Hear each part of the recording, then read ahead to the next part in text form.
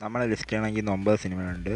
ആദ്യത്തെ സിനിമ എന്ന് പറഞ്ഞാൽ ക്യാം ഹൈഡ് ഔട്ട് എന്ന് പറഞ്ഞിട്ടുള്ള സിനിമയാണ്. കോമഡി ഭാഗത്തിൽ പെടുന്നതാണ്. ബുക്ക് മൈ ഷോയിൽ ഇപ്പോൾ അവൈലബിൾ ആണ്, ഇംഗ്ലീഷ് മാത്രമേ. രണ്ടാമത്തെ എന്ന് പറയുമ്പോൾ ഒരു ഇംഗ്ലീഷ് ഹൊറർ സിനിമയാണ്. ഇതിൻ്റെ പേരെന്ന് പറയുമ്പോൾ ദ എസ്ക്രീറ്റ് ബിലീവർ എന്നതാണ്. ഇംഗ്ലീഷ്, തമിഴ്, ഹിന്ദി തുടങ്ങിയ ഭാഷകളിലാണ്. ഇത് ജിയോ ടി വിയിലും. മൂന്നാമത്തത് ഒരു ഹൊറർ സിനിമയാണ്. നമ്മൾ അവരെ നേരത്തെ കണ്ടിട്ടുള്ള നന്നിൻ്റെ രണ്ടാം ഭാഗമാണ്.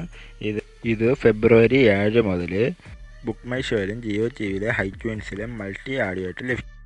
നമ്മളെ ലിസ്റ്റിലെ നാലാമത്തെ സിനിമ എന്ന് പറയുമ്പോൾ ദ ഹിൽ എന്ന് പറഞ്ഞുള്ള ഒരു ഇംഗ്ലീഷ് മൂവിയാണ്. ഇത് ബുക്ക് മൈ ഷോയിലാണ് ലഭിക്കുന്നത്. അടുത്തത് നമ്മളെ ബോളിവുഡിൽ നിന്നാണ്. പേര് ജയ് മഹേന്ദ്ര എന്നതാണ്. സൈജു കുറുപ്പ് പ്രധാന വേഷം കൈവരിച്ചിരിക്കുന്ന സീരീസാണിത്. ഇത് മൾട്ടി ആഡിയോ ഫെബ്രുവരി 9 മുതൽ സോണി ലൈവിൽ ലഭിക്കുന്നത്. അടുത്തത് ആക്ഷൻ ത്രില്ലർ വിഭാഗത്തിൽപ്പെടുന്ന വാട്സിലർ എന്ന സിനിമയാണ്. ജയറാം പ്രധാന വേഷം കൈവരിച്ചത്, മമ്മൂട്ടി നെഗറ്റീവ് വേഷം കൈവരിച്ച സിനിമയാണ്. ഇയറിന് ഫെബ്രുവരി 9 ഡിസ്നി ഹോട്ട്സ്റ്റാർ പ്ലാറ്റ്ഫോമിൽ OTT റിലീസ് കാണുന്നതായിരിക്കും.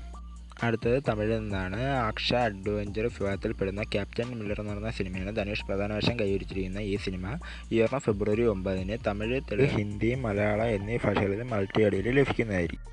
അടുത്തത് സയൻസ് ഫിക്ഷൻ പടമാണ്. ശിവാർത്തിയും പ്രധാന വേഷം കൈവരിച്ചിരിക്കുന്ന അയലാൻ എന്നൊരു ചിത്രമാണ്. ഇത് ഫെബ്രുവരി 9 സൺനെക്സ്റ്റ് വഴി OTT പ്ലാറ്റ്ഫോമിൽ കാണുന്നതായിരിക്കും. അടുത്തത് ആക്ഷൻ ഡ്രാമ വിഭാഗത്തിൽപ്പെടുന്ന ഗുണ്ടൂർക്കാരൻ എന്ന സിനിമയാണ്. മഹേഷ് ബാബു അഭിനയിച്ച തമിഴ്, മലയാളം, കന്നഡ, ഹിന്ദി എന്നീ തുടങ്ങിയ ഭാഷകളിൽ ഫെബ്രുവരി 9 ലഭിക്കുന്നതായിരിക്കും. കാത്തിരിക്കും. ഇങ്ങനത്തെ പുതിയ സിനിമകളുടെ OTT റിലീസ് അറിയണമെങ്കിൽ നമ്മുടെ ടുഡേ മൂവി എന്ന യൂട്യൂബ് ചാനൽ സബ്സ്ക്രൈബ്